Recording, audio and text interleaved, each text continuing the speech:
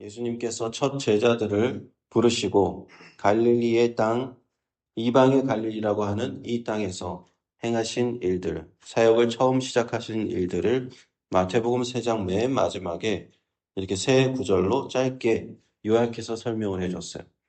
이것은 마치 우리가 영화를 볼 때 본편이 나오기 전에 예고편이 나오잖아요. 그 예고편에 짧게 보여주는 거하고 비슷하다고 생각하시면 돼요. 이 23절을 보시면 세 가지가 나옵니다. 예수님께서 세 가지를 하셨다라고요. 첫째는 가르치셨다. 둘째는 천국 복음을 전파하셨다. 세 번째는 백성 중에 모든 병과 모든 약한 것을 고치셨다라는 세 가지 예수님께서 앞으로 하실 일들 그 세 가지로 딱 요약해서 설명해 주고 있어요.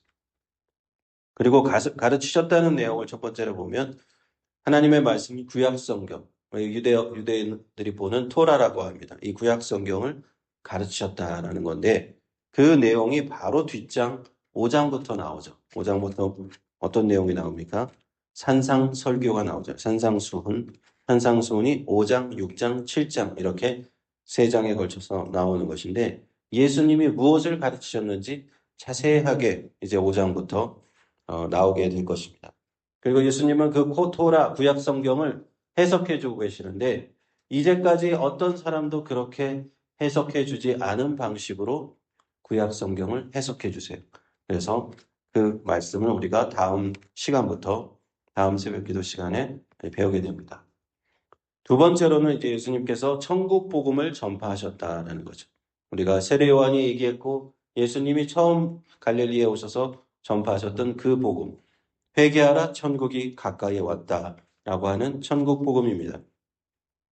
죄인들아 어서 지체하지 말고 회개하라. 하나님의 나라가 이 땅에 내려왔다. 가까이 왔다라는 것이 예수님의 말씀입니다.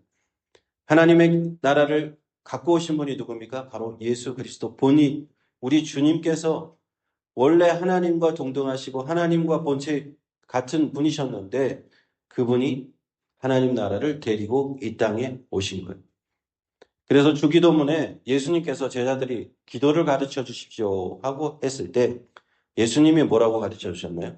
하늘에 계신 우리 아버지여 이름이 거룩히 여김을 받으시오면 한 다음에 나라의 임하옵시며 그랬죠. 그 다음에 뜻이 하늘에서 이룬 것 같이 땅에서도 이루어지이다. 이렇게 기도를 가르쳐 주셨어요. 나라의 임하옵시며 하나님의 나라가 이 땅에 임하여 주시옵소서라고 가르쳐 주셨던 것이고 뜻이 하늘에서 이룬 것 같이 땅에서 이루어지이다. 하나님의 뜻이 하나님 아버지의 뜻은 이미 하늘나라에서 하나님 나라에서 다 이루어졌는데 그것과 같이 예수 그리스도의 오심과 같이 이 땅에서도 그 하나님의 뜻이 다 이루어지게 하여 주시옵소서라고 기도하는 거죠. 그 하나님의 나라, 예수님께서 가지고 오신 그 하나님의 나라, 천국에 있었지만 하나님과 함께 있었던 이 천국에 있던 그 하나님의 나라가 예수님께서 오심으로 이 땅 위에 지금 실현되고 있고 그것이 이제는 교회로 실현되고 있고 천국의 모형인 그 천국의 어떤 그림자와 같은 우리가 예비적으로 볼 수 있는 그 천국의 모형이 교회로 이루어지게 하여 주시옵소서 하는 교회에 관한 그 기도라고도 할 수 있는 거예요. 이 주기도문 속에서 우리는 예수님께서 이렇게 기도하셨다. 천국이 가까이 왔다는 이런 의미를 우리는 알 수 있는 것입니다.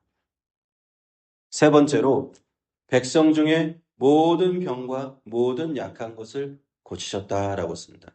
또 이 내용이 더 뒤에 계속 나옵니다. 특히 마태복음 8장, 9장에 자세하게 어떤 기적을 행하셨는지 하나하나 자세하게 어떤 병을 고치셨는지, 누구의 병을 고치셨는지, 모든 약한 것, 어떤 약한 것을 고치셨는지가 나오게 됩니다. 그런데 예수님의 병 고치심, 약한 것을 고치심, 이것이 어떤 의미가 있을까요? 단순히 병을 고쳤다라는 것은 사실은 핵심은 아닙니다. 병을 고치는 것은 우리가 병원에 가서 의사를 만나서도 병을 고칠 수가 있잖아요. 그리고 자연적으로 어떻게 우리 회복력이 있어서 병이 나을 수도 있죠. 그런데 예수님께서 오셔서 병자들을 이렇게 하나하나 고치셨다는 그 고치심의 의미가 무엇일까?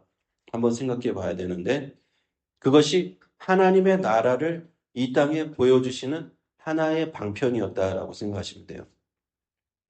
첫째, 아담의 원죄가 있어서, 첫째 아담인 아담의 원죄가 있어서 이 세상에 죄가 들어왔죠. 이 세상에 죄가 들어와서 모든 고통이 그때부터 시작되었습니다. 세상의 병과 약함과 모든 질병이 그 전까지 없었는데 에덴 동산에 들어오게 되고 이 세상은 하나님께서 완벽하게 창조하신 이 세상은 이제는 타락하게 되므로 고통이 가득한 세상이 되었어요. 죄악이 관영한 세상이 되었습니다. 모든 악한 일들이 날마다 끊임없이 일어나는 그런 세상이 되었어요.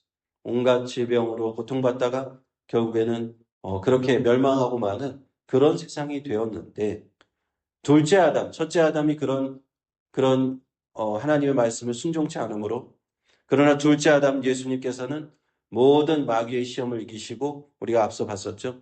이제 죄와 죄의 결과인 이 고통의 세상에서 자유롭게 해주시려고 오셨다라는 겁니다. 그래서 둘째 아담이신 예수 그리스도는 이 에덴 동상의 원래의 모습을 회복시켜 주시는데 그 회복시키는 하나의 일환으로 이 병 고치심을 하는 거예요. 하나님의 나라, 예수님께서 데려오시는, 가져오시는 그 하나님의 나라, 우리가 장차 들어갈 그 하나님의 나라는 이 고통과 눈물이 없는 곳이다라는 사실. 하나님과 함께 영원히 즐거워하고 그러니까 영원히 잔치하면서 하나님을 찬송하는 일만 있는 그런 곳, 하나님의 나라, Kingdom of God. 그것이 어떤 곳인가? 예수님께서 우리에게 친히 보여주시려고 이런 모든 병든 자, 약한 자를 고쳐주셨다라는 사실이에요. 24절을 보면 그의 소문이 온 스리아에 퍼졌고 사람들이 모든 앓는 자, 각색병, 고통 걸린 자, 귀신 들린 자, 간질하는 자, 중풍병자를 저에게 데려오시니 저희를 고치시더라. 예수님께서 다 고치셨다는 거예요. 오늘날도 이러한 예수님의 이름으로 치유되는 기적들이 일어나고 있어요. 일어나고 있습니다. 제가 불과 몇 달 전에 어떤 미국 청년을 만났어요. 미국 청년을 만났는데 굉장히 믿음이 뜨겁고 신실한 청년. 그 청년이 마침 교회에 가고 있었어. 교회 그 금요 철야 무슨 예배 같은 데를 가고 있는데 제가 만나가지고 잠깐 얘기를 했는데 자신이 불치병처럼 막 고칠 수 없는 병에 걸려서 병원에서 아주 오랫동안 입원을 했다는 거예요. 그래서 의사들이 금방 좀 좋아질 수 없다. 오래 갈 것이다 했는데 그 병원에서 일어날 수 없다고 했던 그 자신을 예수님께서 치료해 주셔서 이렇게 걸어 다닐 수가 있다. 그러면서 예수님을 전하면서 살고 있다고 그런 청년을 제가 만난 적이 있어요. 또 기억나는 사람 중에 한 사람이 제가 신학교에 처음 갔을 때 이제 20살 때 그때 신학교를 처음 갔는데 그때 같이 들어왔던 동기 중에 한 명이 그런 간증을 한 친구가 있었어요. 그 친구가 고등학교 때 2년 동안 걸어 다니지 못했대요. 갑자기 이상한 병이 와서 걸어 다니지 못하고 뭐 겨우 기어 다닐 정도로만 그래서 병원을 가도 원인을 알 수가 없고 치료가 되지 않는 병이에요. 그래서 2년 동안 기도원에 들어가서 열심히 기도하고 하나님께 매달리고 기도했는데 어느 날 하나님께서 이제 됐다 하시면서 치료해 주셔서 크게 은혜를 받고 신학교에 와서 지금 목사가 됐어요. 그런데 이런 일들이 우리 주변에서 사실 진짜 일어나고 있어요. 그런데 사실은 예수님이 하셨던 것 같이 그 마태복음 오늘 4장에서 보셨던 것 같이 모든 사람이 다 치료를 받는 것은 아니죠.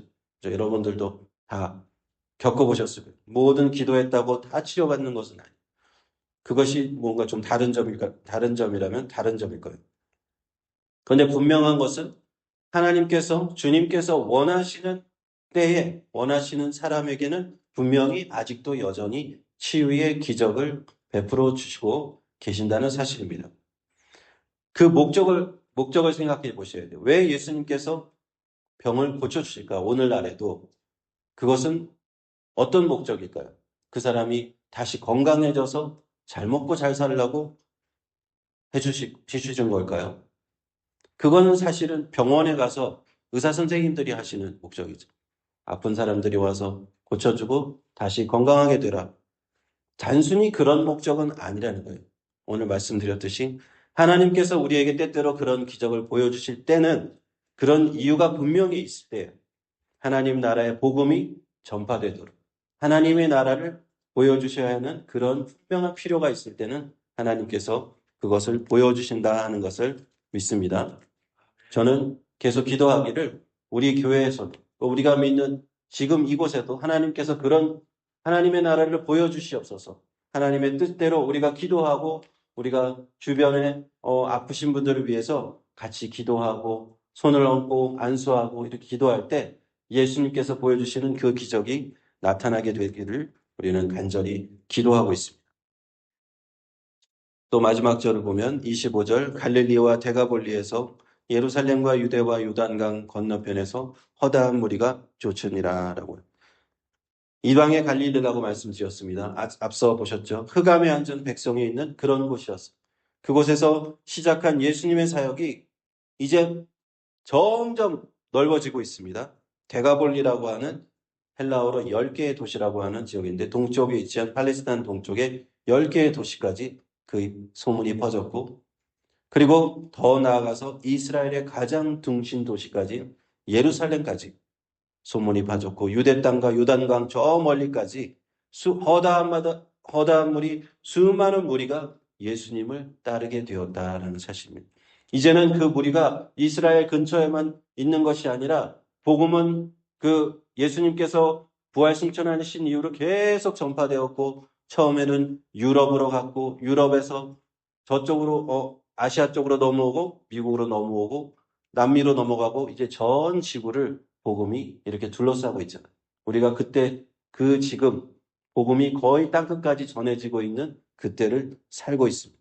예수님을 믿는 사람들이 전 세계를 가도 다 예수님을 믿는 사람을 만날 수가 있죠.